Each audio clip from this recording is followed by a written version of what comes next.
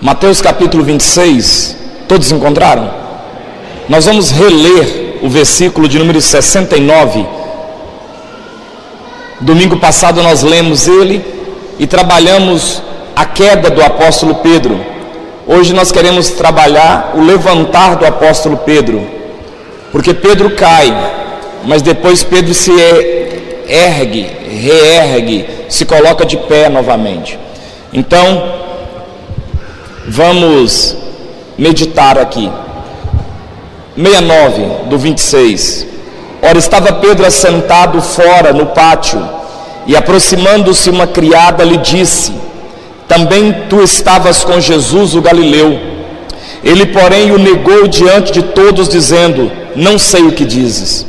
E saindo para o alpendre, foi ele visto por outra criada, a qual disse aos que ali estavam: este também estava com Jesus o Nazareno. E ele negou outra vez com juramento: não conheço tal homem. Logo depois, aproximando-se os que ali estavam, disseram a Pedro: verdadeiramente és também um deles, porque o teu modo de falar te denuncia. Então começou ele a praguejar e a jurar: não conheço esse homem. E imediatamente cantou o galo. Então Pedro se lembrou da palavra que Jesus lhe dissera: antes que o galo cante, tu me negarás 3 vezes. E saindo dali, chorou amargamente. Pai, aqui está a palavra do Senhor, e nós queremos te pedir nesse momento que possas falar ao nosso coração, que possas nos dar uma instrução em nome de Jesus, que o Senhor possa estar nos abençoando nesta noite, para a glória do teu santo nome. Amém? Na semana passada nós falamos sobre Pedro, os degraus, que Pedro teve para sua queda. Nós falamos sobre alguns pontos, e hoje nós queríamos falar exatamente o antônimo, porque não adianta só eu descrever o que aconteceu com Pedro, para que Pedro fosse descendo até chegar num ponto que ele caísse, porque se nós não apresentarmos como foi também a volta de Pedro, nós simplesmente teremos uma ideia de que Pedro caiu. E aí nós precisamos entender que não importa quem, como, de que forma a pessoa caiu, abro parênteses, enquanto existir vida. Diga comigo: enquanto existir vida, tem possibilidade de recomeço. Não importa o que a pessoa fez, não importa se ela errou. Eu não estou dizendo que vamos banalizar, não é isso. Eu estou dizendo que não vamos jogar ninguém fora porque errou. E nós vamos aprender isso exatamente na história de Pedro. Pedro, ele teve uma situação na vida dele. Nós lemos Mateus, mas nós vamos usar os 4 evangelhos para poder orientarmos dentro do que vamos pincelar aqui. Analisamos no domingo passado os 7 degraus da queda de Pedro. Agora vamos analisar sobre os 7 degraus da restauração de Pedro. E nós queremos começar com Marcos 16, versículo 7, que diz assim, olha: mas ide, dizei a seus discípulos e a Pedro, que ele vai adiante de vós para a Galileia, lá o vereis como ele vos disse. Se você prestar atenção, o anjo que estava no túmulo de Jesus, quando as mulheres chegam ali para ver o corpo, esse anjo, ele fala com aquelas mulheres: não vos atemorizeis, vocês estão aqui procurando entre os mortos aquele que está vivo. Jesus ressuscitou, e ele mandou dizer para os discípulos e para Pedro. Olha que coisa interessante. Ele poderia dizer assim, olha, para as mulheres: fala para os discípulos, automaticamente Pedro estaria incluído. Mas o cuidado de Jesus ao dizer: dize aos discípulos e a Pedro. Quem está entendendo o que eu estou dizendo? Fala para os discípulos, mas fala também para Pedro, que ele vai adiante de vós para a Galileia, lá o vereis, como ele vos disse. O que Jesus está fazendo? Pedro está caído, Pedro abandonou a fé, Pedro está no chão. Preste atenção, Judas vendeu Jesus por 30 moedas de prata. Pedro negou Jesus 3 vezes. Eu não conheço tal homem. Ele praguejou, ele jurou e ele até blasfemou, dizendo que não conhecia Jesus. A atitude de Judas e a atitude de Pedro, elas são semelhantes. Ambos traíram, ambos pecaram, ambos caíram. A diferença é que Judas, feito um bobo, vai lá e suicida, vai lá e põe um ponto final na história. O que eu comecei dizendo aqui para vocês? Enquanto existiu o quê? Vida. Repete comigo: enquanto existir vida, tem oportunidade de quê? De conserto, de recomeço.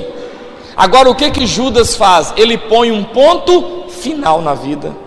Aí para Judas não tem jeito de recomeçar, porque ele pontua a vida dele, ele acaba com a própria vida. Mas Pedro não. Pedro, ele se desvia, ele vai pescar, ele vai voltar à sua vida antiga, mas ele está vivo. Ele está desviado, mas está vivo. Ele está afastado dos caminhos do Senhor, mas ele está vivo. E aí, quando Jesus ressuscita, ele deixa um anjo para dar esse aviso para Pedro, para os discípulos e a Pedro. Fala para ele que eu estou indo para Galileia, adiante deles. Lá eu quero encontrá-lo, lá eles vão nos ver. Talvez você diga assim: ah, mas isso aí não pode, sabe?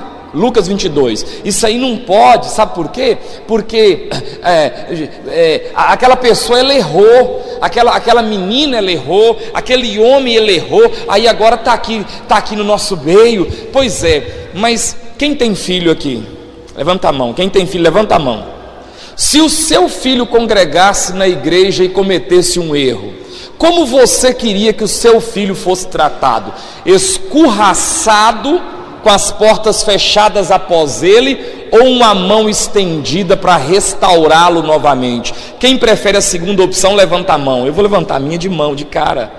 Pois é, assim como eu quero que façam comigo, presta atenção, assim como eu quero que façam comigo, com os meus, eu preciso também fazer com os do Fernando.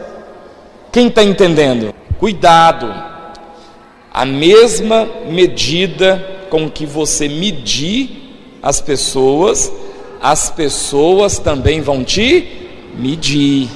Com o mesmo juízo que você julgar os outros, eles também vão voltar e te julgar também. Talvez Pedro, as pessoas, a sociedade, os demais discípulos já tinham desistido de Pedro. Talvez para a fé Pedro não prestava mais. Mas olha para você ver um detalhe interessantíssimo: Jesus não desiste de Pedro.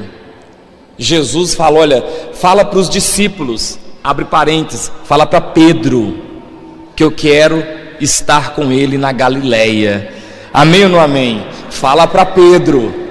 Quem é o Pedro que você conhece, que está fora dos caminhos do Senhor, porque fez algo errado, porque fez uma coisa que não deveria ter feito, mas fez? Quem é o Pedro que está pescando novamente, que voltou à vida novamente, à vida antiga? E talvez os demais discípulos disseram: para essa pessoa aí não tem jeito mais. E quem sabe você também entrou nessa. Quem sabe você também estabeleceu um juízo de anular a pessoa. Pois Deus te trouxe aqui nessa noite para dizer para você que você não pode fazer isso.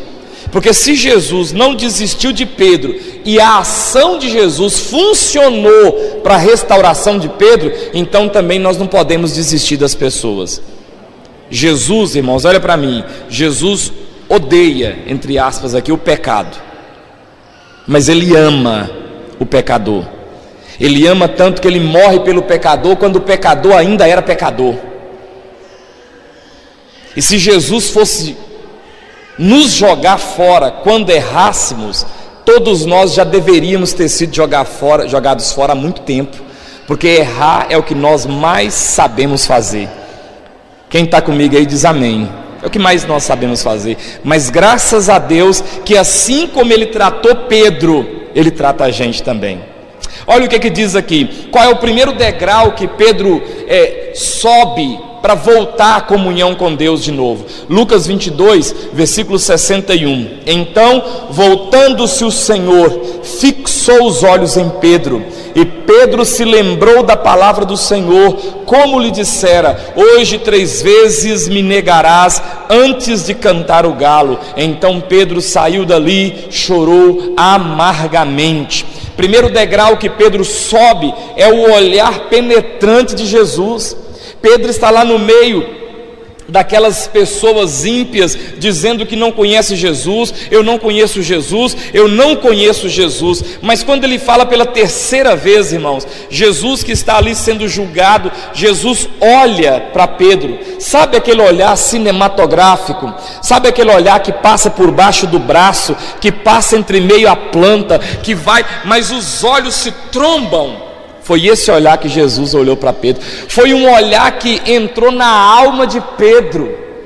Quando Pedro está lá dizendo: eu não conheço, Jesus olha para Pedro. Jesus está sendo julgado aqui, está ali as autoridades acusando ele. Mas quando Pedro lá atrás está negando no meio daquela muvuca de gente, Jesus olha. E bem na hora que Pedro também olha, é tudo de Deus mesmo, né? Jesus olha para trás e Pedro também olha para Jesus, e o olhar de Jesus bate nos olhos de Pedro, e aquilo invade a alma de Pedro. E Jesus olhou para Pedro exatamente no momento em que ele estava negando, em que ele estava jurando e praguejando, insistindo em dizer que não conhecia Jesus. Os olhos de Cristo penetraram na alma de Pedro e radiografaram as mazelas do seu coração. Aquele foi o olhar de tristeza. Jesus olhou tristemente para Pedro, mas também foi um olhar de compaixão. Quando Jesus olhou para Pedro, ele se lembrou da palavra do Senhor, e ao lembrar-se dela, encontrou uma âncora de esperança, encontrou um caminho de volta para a restauração. Quer dizer, Pedro olha para ele, ele olha para Pedro, aquilo invade a alma de Pedro, machuca a alma de Pedro, mas o conduz a passos de restauração. Hebreus 12, 6 vai dizer assim: olhando firmemente para o autor e consumador da fé, Jesus, o qual em troca da alegria que lhe estava proposta, suportou a cruz, não fazendo caso da ignominia, e estando assentado à destra do trono de Deus. Ou seja, Jesus olha para Pedro. Sabe qual é a primeira convicção que nós temos para a restauração de nossa fé? É que Jesus não tirou os olhos da gente, é que Ele está olhando para mim, Ele está olhando para você. Não importa em qual tremedal de lama estejamos, não importa qual seja a situação que nós nos metemos, não importa se foi por culpa nossa ou por culpa dos outros, enquanto o coração bater, enquanto existir vida, Jesus está olhando para a gente, querendo restaurar. Amém ou não amém? Por isso você tem que levar essa mensagem para as pessoas, porque a primeira mensagem que Satanás fala com a pessoa é: para você acabou. Judas escutou esse capetinha no ombro dele, falando com ele: olha o que você fez, olha, você traiu Jesus, olha, eles vão matar o Cristo, olha o que você fez, para você não tem jeito, você é uma vergonha. E o que Judas foi recebendo? Foi recebendo aquela mensagem maligna no coração, e parece que o sol foi escurecendo, foi dizendo para ele: não tem jeito para você, não tem jeito para você, não tem jeito para você. E o que Judas refletiu e agiu? Não tem jeito mesmo, então vou acabar com esse negócio. Isso é a mensagem do mal, e muitas vezes essa mensagem do mal está na boca de crente. Para você não tem jeito mais não, credo, olha o que você fez, nossa, morro de vergonha de você. Pode não, pois o olhar de Pedro foi um olhar de restauração. O olhar de Pedro quebrou aquela barreira, quebrou tudo aquilo, aquele fingimento, aquela hipocrisia de Pedro. O olhar de Jesus quebrou aquilo tudo, porque Pedro estava lá sobre si: não, eu não conheço, não, eu não conheço. E Jesus olha para ele e diz: você me conhece sim, sem vergonha. Você sabe quem eu sou, cachorrinho? Você me conhece? Não vem querer me negar não. Olha para o irmão que está do lado e diga: você conhece Jesus sim? Que não conhece o quê? Que, rapaz, você conhece sim. Primeiro degrau, o olhar de Jesus. Mateus 26:75 diz assim: Então Pedro se lembrou da palavra que Jesus lhe dissera: Antes que o galo cante, tu me negarás 3 vezes. E saindo dali chorou amargamente. Marcos 14:72 diz assim: E logo cantou o galo pela 2ª vez. Então Pedro se lembrou da palavra que Jesus lhe dissera: Antes que 2 vezes cante o galo, tu me negarás 3 vezes. E caindo em si, desatou a chorar. Lucas 22:62, referindo-se ao mesmo texto, diz assim: Então Pedro, saindo dali, chorou amargamente. Esses 3 evangelhos, Mateus, Marcos e Lucas, registram o 2º degrau que Pedro sobe para a restauração da sua fé: o choro amargo pelo pecado. Os evangelistas nos informam que Pedro saiu dali e chorou amargamente. Lucas 22:62 e Mateus 26:75. E caindo em si, desatou a chorar. Marcos 14:72. Logo que as lágrimas do arrependimento rolaram pelo rosto de Pedro, seus pés se apressaram a sair daquele ambiente. E aí acontece 4 coisas na vida de Pedro dentro desse momento. No momento que ele chora, no momento que ele explode em amargura e lágrimas, ele caiu em si. Quando ele está vendo aquele olhar de Jesus para ele e a mente dele volta lá atrás, o que acontece? Ele cai em si. Esse texto, cair em si, é o mesmo texto do filho pródigo. Diz a Bíblia que o filho pródigo, caindo em si, ele lembrou da casa do seu pai, e ele disse: Quantos trabalhadores do meu pai têm pão com fartura, e eu aqui pereço de fome? Levantar-me-ei, disse o filho pródigo, e irei ter com meu pai, e dir-lhe-ei: Pai, eu pequei. Não foi meu irmão, não foi a sociedade, não foi o pessoal do louvor, eu pequei, disse o filho pródigo. Pedro cai em si. Outra atitude que Pedro toma depois que ele chora amargamente, ele sai dali, ele sai daquele lugar que estava contaminando a fé dele. Não adianta, irmãos, você estar num lugar que mata a sua fé, cair em si, se conscientizar, mas continuar ali naquele lugar de difamação, naquele lugar de calúnia, naquele lugar que só tem palavra de maldição para a sua vida. Não, Pedro sai daquele lugar. Outro ponto, ele desata a chorar. O choro, sabe, ele representa a ação, porque o choro ele até dura uma noite inteira, mas a alegria pelo Senhor, do Senhor, vem pela manhã. Pedro começa a chorar, bota aquilo para fora, e ele não chora simplesmente, ele lembra das palavras do Senhor. Sabe o que é que restaura a gente? Lembrar da palavra de Deus. 2 Coríntios 7:10 diz: Porque a tristeza, segundo Deus, produz arrependimento para salvação, que a ninguém traz pesar, mas a tristeza do mundo produz morte. Existem 2 palavras gregas que são muito parecidas. É a palavra metanoia. A palavra metanoia significa arrependimento.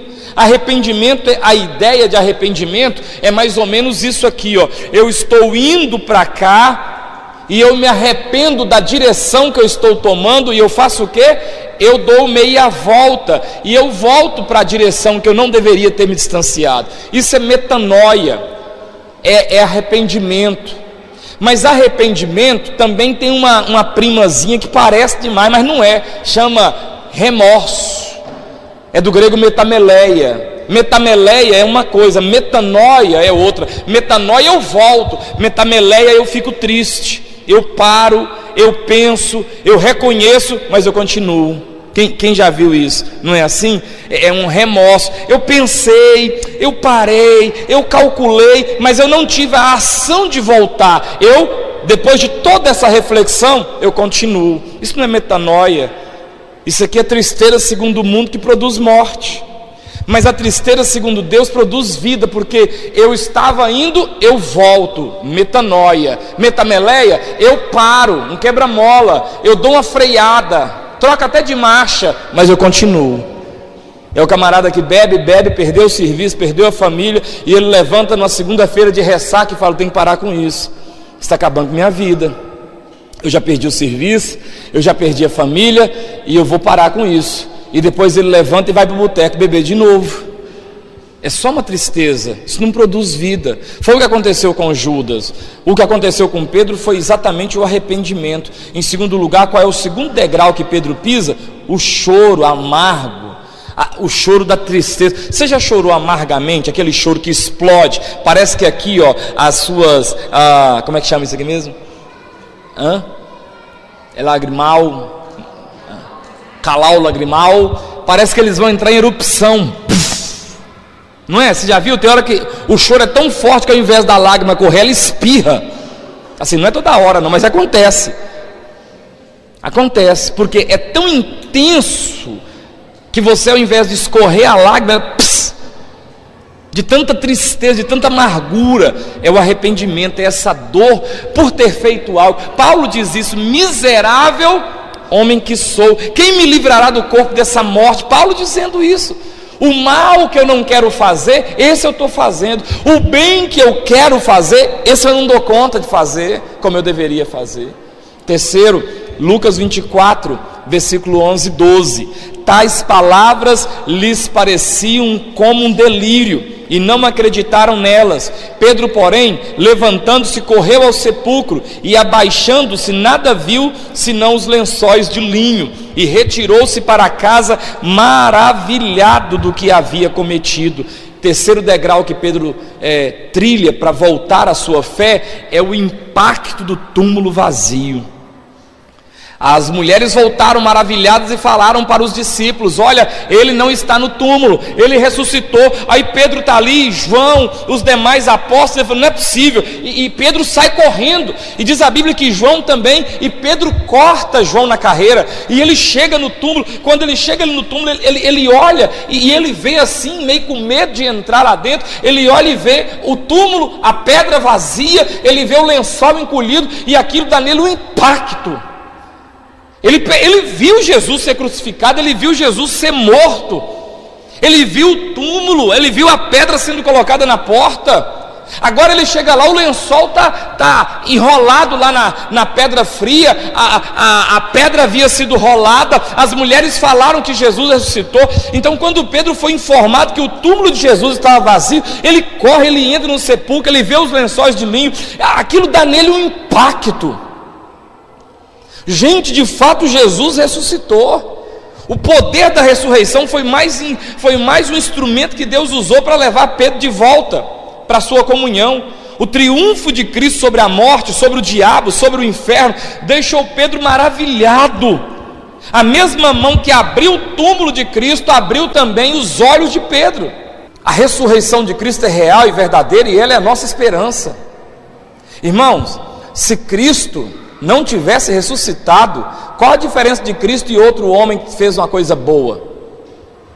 Por isso que o apóstolo Paulo, em 1 Coríntios 15, 14, ele diz assim: e se Cristo não ressuscitou, é vã a nossa pregação e vã a nossa fé. No versículo 17 do capítulo 15 ainda de 1 Coríntios, Paulo escreve: e se Cristo não ressuscitou, é vã a vossa fé e ainda permaneceis nos vossos pecados. Alguém compôs um hino com base nesse texto da Bíblia: se Cristo não morresse e não ressurgisse dentre os mortos, vã seria a nossa fé, porque muitos mártires e heróis, muitos já morreram por alguém, mas nenhum ressurgiu. Quer dizer, muita gente já morreu por um ideal, muita gente morreu por algo. Tiradentes por Minas, William Wallace pela Escócia, e se você for analisar, muitas pessoas morreram por um ideal, por alguém, mas nenhum deles ressuscitou. Só Jesus ressuscitou, está vivo. Buda tem um dente dele para ser adorado.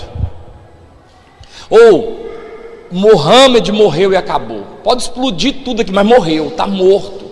Mas Jesus, se você for lá em Jerusalém, onde entende-se que é o túmulo dele, está escrito em inglês que eu não sei falar, ele não está aqui, ressuscitou. Jesus está vivo. Isso impactou Pedro, isso mexeu com Pedro. Ele viu Jesus ser morto e agora ele vê que Jesus está vivo. Em Marcos 16, 7, quarto degrau que Pedro sobe para a sua restauração: mas ide, dizei a seus discípulos e a Pedro que ele vai adiante de vós para a Galileia, lá o vereis como ele vos disse. Quarto degrau, o recado especial de Jesus para Pedro. Ou isso expressou um cuidado, isso expressou um carinho, isso expressou uma valorização para Pedro. Olhe bem, Jesus já havia dito, dizei aos discípulos, mas ele coloca ainda, e a Pedro. Esse e a Pedro mexeu com Pedro. O anjo de Deus que estava sentado sobre a pedra que fechava o túmulo de Cristo e testemunhou para as mulheres que ele havia ressuscitado, entregou também a eles um recado: ide, dizei a seus discípulos e a Pedro. Fala para Pedro que Jesus quer falar com ele. Por que Jesus mandou esse recado especial para Pedro? Porque Jesus sabia que a essas alturas Pedro não se sentia mais digno de ser um discípulo. Pedro havia negado o nome de Jesus, Pedro havia negado a fé, Pedro havia negado suas convicções, Pedro havia negado o seu apostolado, Pedro havia negado o seu Senhor e Salvador. Pedro tinha pensado em desistir de tudo, mas Jesus não desistiu de Pedro. Jesus disse: fala para Pedro. Oh, irmãos, que maravilha um negócio desse, que coisa mais maravilhosa. Você está numa condição que ninguém quer te valorizar mais, que nem você mesmo está achando que você merece, e de repente Jesus manda te dizer: eu importo com você, eu quero que você volta, eu não abro mão de você, não importa o pecado que você cometeu, eu vou limpar, nós vamos restaurar, nós vamos ficar de pé de novo, volta. Só sabe o valor disso quem precisou um dia. Nós temos duas cartas de Pedro na Bíblia, 1 de Pedro e 2 de Pedro. Nós temos o livro de Atos, praticamente do capítulo 1 até o capítulo 8, 9, 10, 11. Pedro é o líder da igreja. Só tem dois homens que lideram Atos: Pedro e Paulo. O homem que foi jogado fora, o homem que tinha, ele mesmo não se valorizava mais. Olha o que Jesus faz. Olha o que Jesus diz aqui. Olha que texto maravilhoso, é até uma música. Mateus 18, 12. Que vos parece, se um homem tiver 100 ovelhas e uma delas se extraviar, não deixará ele nos montes as 99, indo procurar que se extraviou? E se porventura encontra, em verdade vos digo que maior prazer sentirá por causa desta, do que pelas 99 que não se extraviaram. Assim pois, não é da vontade de vosso Pai Celeste que pereça um só desses pequeninos. Nem é para Pedro se perder. Pedro disse que não conhecia, Pedro negou, Pedro voltou para as práticas da vida dele antes de Cristo, mas Jesus não desistiu de Pedro. Fala para os discípulos e fala para Pedro que eu quero encontrar com ele na Galileia e eu quero ter uma reunião com ele. Isso é maravilhoso demais. Isso é maravilhoso demais. A restauração, a oportunidade de voltar de novo, de restaurar, de trazer de volta a vida. Nós temos que valorizar as pessoas. Jesus falou: não é para perder nenhuma das minhas ovelhas. Você quer julgar, você quer jogar fora? Pode jogar, joga mesmo, e o Senhor vai prestar conta com o dono dessa ovelha, porque o meu papel é restaurar, meu papel é trazer de volta. Quer jogar fora? E outra coisa, isso não suja nome de igreja. Suja nome de igreja é nós aqui dentro com a nossa língua grande falando mal dos outros. Isso é que suja nome de igreja. Suja nome de igreja é nós levando para fora o que acontece aqui dentro. Nós temos que restaurar as pessoas, não jogar fora. Jesus está dando um exemplo para nós: Pedro, não te jogue fora. E quem sabe, talvez algum dos 10 ali, que um tinha morrido, outro estava desviado, era 12, ficou só 10. Talvez um dos 10 falou assim: não é possível que Pedro vai voltar de novo. E Jesus não deixa só Pedro voltar, não, bota Pedro para liderar ele. Vocês vão ver aqui agora. Vamos continuar aqui, só para você ver o que Jesus faz. João 21, versículo 15. João 21, 15. Depois de terem comido, perguntou Jesus a Simão Pedro: Simão, filho de João, amas-me mais do que esses outros? Ele respondeu: sim, Senhor, tu sabes que te amo. Ele lhe disse: apacenta os meus cordeiros. Olha Jesus dando função para Pedro: apacenta então eles. Aí Jesus pergunta de novo, versículo 16, tornou a perguntar pela segunda vez: Simão, filho de João, tu me amas? Então ele respondeu: sim, Senhor, tu sabes que te amo. Disse Jesus: pastorei as minhas ovelhas. Pela terceira vez Jesus perguntou: Simão, filho de João, tu me amas? Pedro entristeceu-se por ele ter lhe dito pela terceira vez: tu me amas? E respondeu-lhe: Senhor, tu sabes todas as coisas, tu sabes que eu te amo. Jesus lhe disse: apacenta as minhas ovelhas. Olha que coisa mais linda, quinto degrau que Pedro sobe é a pergunta especial de Cristo. Se você prestar atenção, Pedro saiu de Jerusalém e foi para Galiléia, como Cristo havia dito para ele ir. Na longa jornada, acredito que Pedro foi pensando naquele acontecimento. E aí quando chega lá, Jesus não joga na cara de Pedro. Quando Jesus vê Pedro, ele não fala assim: muito bem, hein? Muito bem, hein? Então você não me conhece? Não, Pedro, Jesus não disse isso. Jesus não olha para ele e fala: que coisa, muito que bom, hein, senhor? Então quer dizer que você não sabe quem eu sou, não, seu traidor sem vergonha. Jesus falou isso para Pedro? Tem isso na Bíblia, irmãos? Num livro apócrifo? Não. Jesus não disse para Pedro: picaretazinho, pé de chinelo, crentinho sem vergonha. Jesus não disse para ele isso, não. Jesus reproduz o cenário de novo. Se você prestar atenção, em João 18, ele nega Jesus na beira de uma fogueira. Lá em João 18 diz assim, ó: acenderam um braseiro por causa do frio.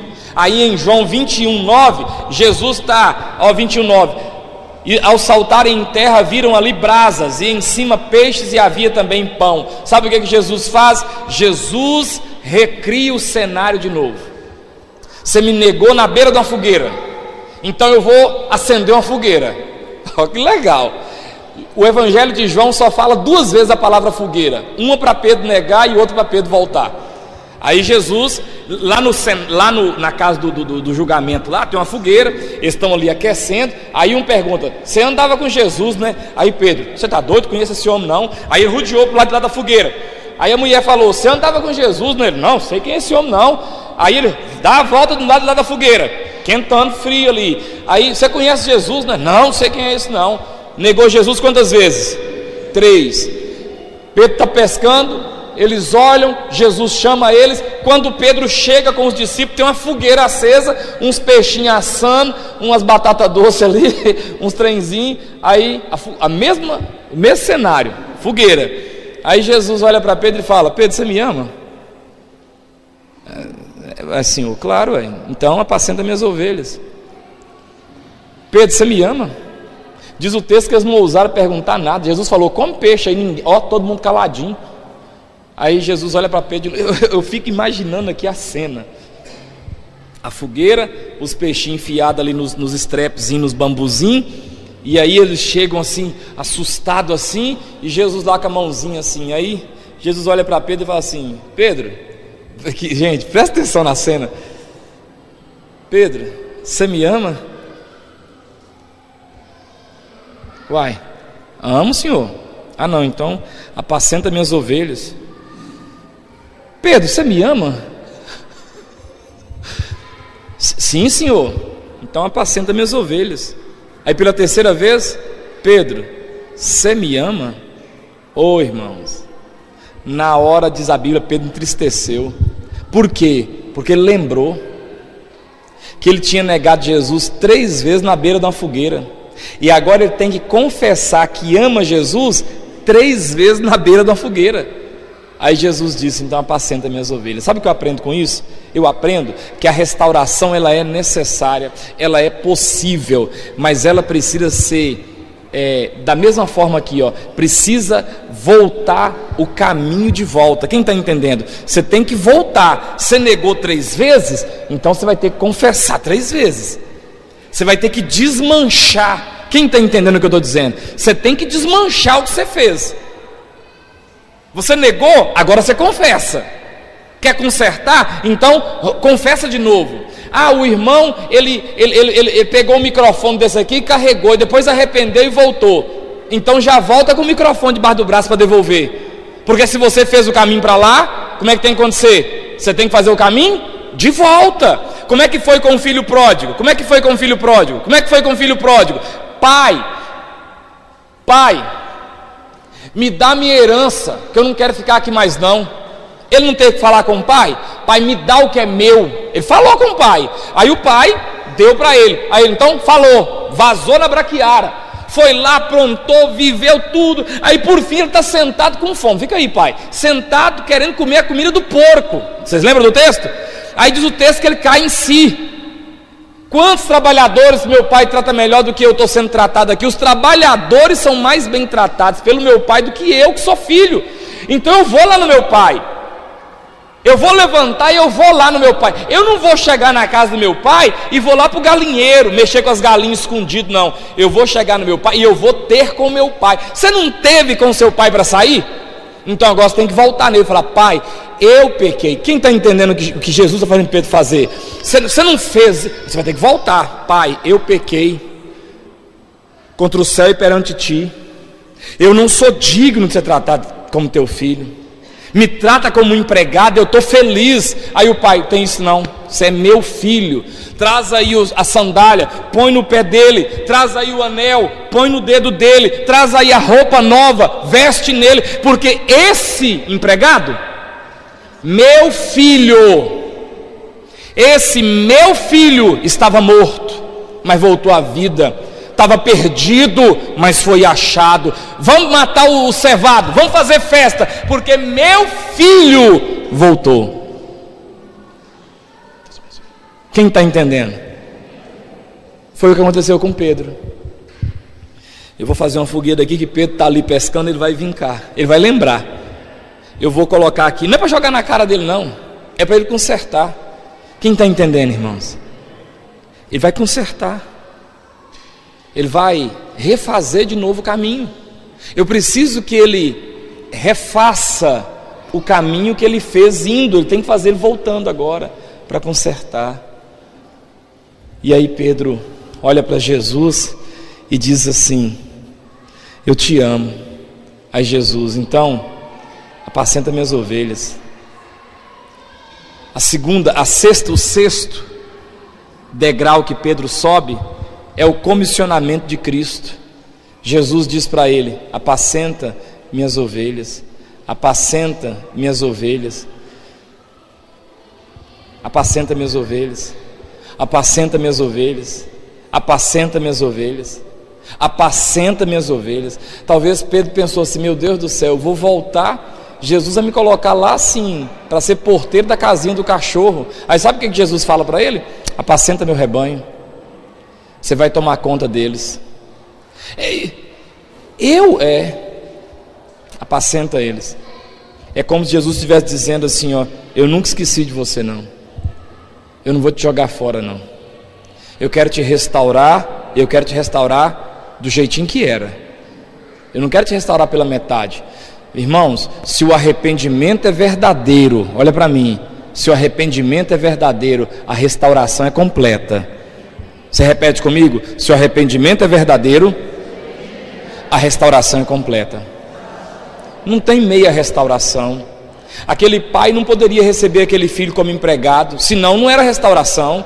Como é que o filho chega, pai, eu quero ser seu empregado. Então vai capinar aquele lote ali igual um empregado meu. Não, você não vai ser empregado, você é meu filho. Você vai ter que trabalhar, mas você é meu filho. O irmão não, esse teu filho aí, o pródigo que ficou, não. Mas o pai falou, você é meu filho. Você é meu filho. E por último, irmãos, o que mudou a vida de Pedro também para a restauração está em Atos 2, versículo 4 e versículo 14. Isso aqui para mim é um ponto máximo também dessa transformação. Eu queria que todos abrissem Atos 2. Esse aqui também é uma restauração maravilhosa. Na verdade é o ponto máximo da restauração. Atos 2,4 diz, todos ficaram cheios do Espírito Santo e passaram a falar em outras línguas segundo o Espírito lhe concedia que falassem. Versículo 14, então se levantou Pedro com os 11 e erguendo a voz advertiu-os nestes termos, varões judeus e todos os habitantes de Jerusalém, tomai conhecimento disto e atentai nas minhas palavras. Olha o Pedro que estava negando Jesus, Olha o Pedro que não sabia que conhecia Jesus. Agora o Pedro está cheio do Espírito Santo de Deus. Pedro criou coragem agora. Um Pedro que estava na beira da fogueira dizendo para a empregada que não conhecia Jesus, agora se coloca de pé e fala: varões galileus, ouvi o que está acontecendo. Isso que aconteceu aqui é para se cumprir o que está escrito em tal e tal e tal texto. Olha, o Pedro medroso agora está cheio do Espírito Santo, tendo coragem de falar em público. Sabe qual é a última aqui, que é o degrau para fazer Pedro voltar? Ser revestido do poder de Deus. Quer ser restaurado, quer se levantar, deixa o Espírito Santo de Deus guiar sua vida, te visitar, te encher, te fortalecer. Ah, mas as pessoas vão olhar para mim. Problema das pessoas vão olhar para mim. Elas têm a história delas, eu tenho a minha história. Eu quero lá saber de filho pródigo que ficou. Ah, porque rapaz, onde eu achei um erro ficou um tanto. Onde eu achei doença ficou um bocado. Onde eu tropecei ficou um bocado de pedra. Enquanto você está aí, cuidando do cisco que está no olho do meu, você está deixando uma trave ficar no seu. Pedro agora, veja bem, tem 11 lá, tem 10, né? Mais 10 fora Pedro. Por que outro não levantou? Todos estavam cheios do Espírito Santo. Mas sabe quem tomou atino? Sabe quem levantou e falou assim: olha, vou ler do jeitinho que ele falou.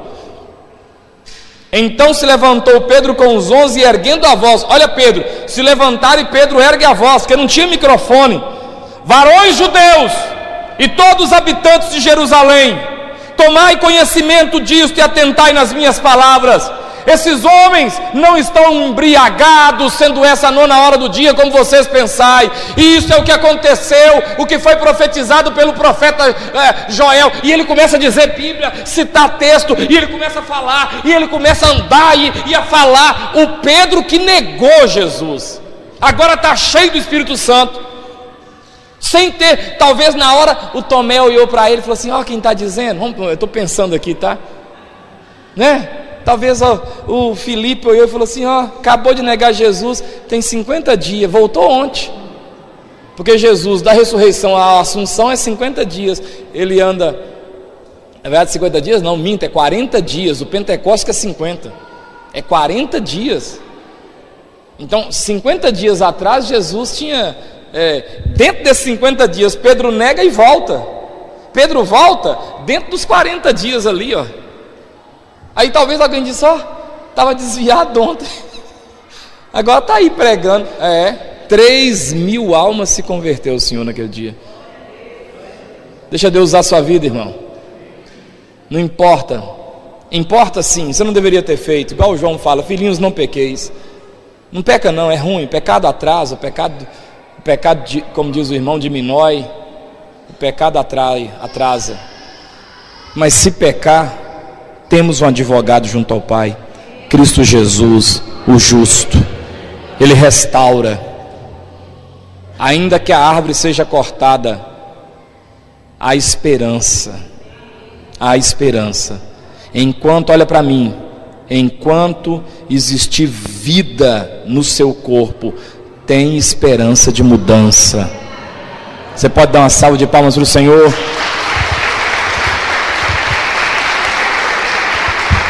A esperança. Vamos ficar de pé.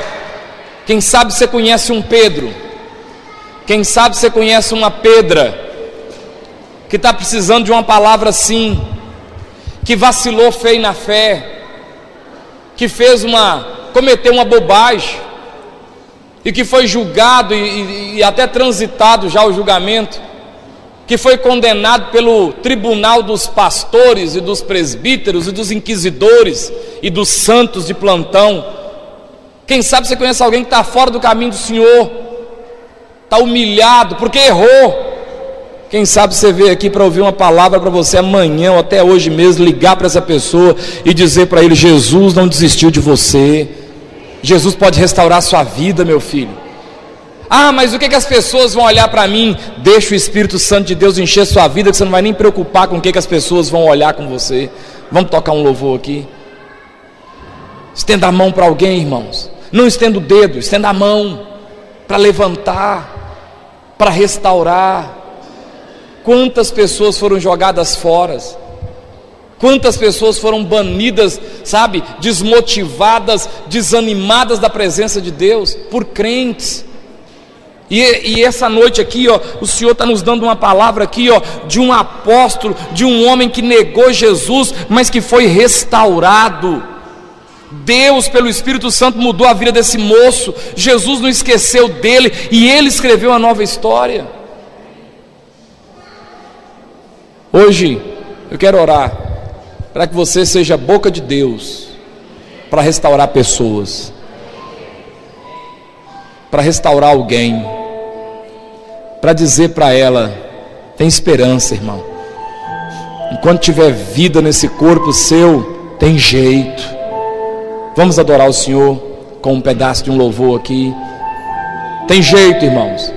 E melhor sermos uma igreja reconhecida por ser misericordiosa do que ser uma igreja reconhecida por ser, sabe, gladiadora.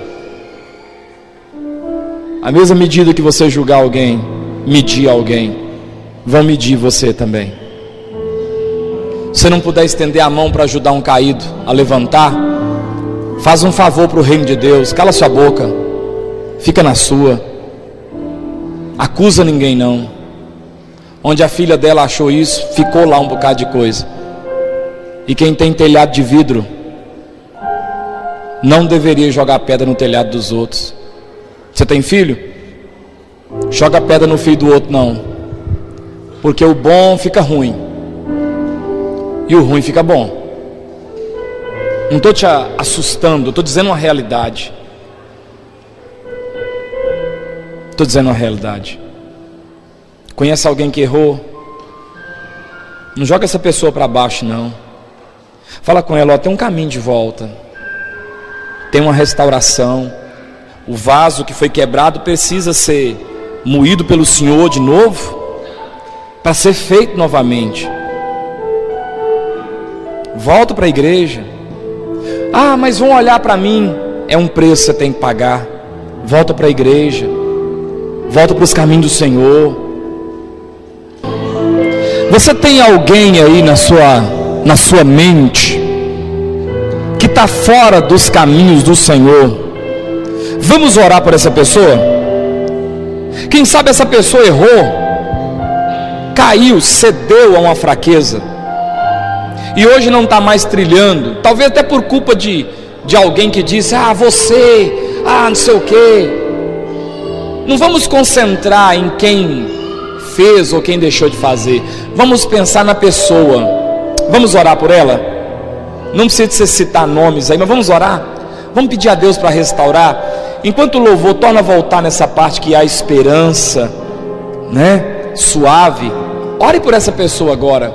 Senhor, aquele texto que diz que se o pastor tem 100 ovelhas e uma delas se perde, ele vai abrigar as 99 e vai procurar essa uma. O que eu quero dizer nessa noite é que existe uma 100ª ovelha. Existe alguém que está fora, que não está nos caminhos do Senhor. Oh Deus, nos dá graça para sermos mensageiros de uma mensagem de esperança.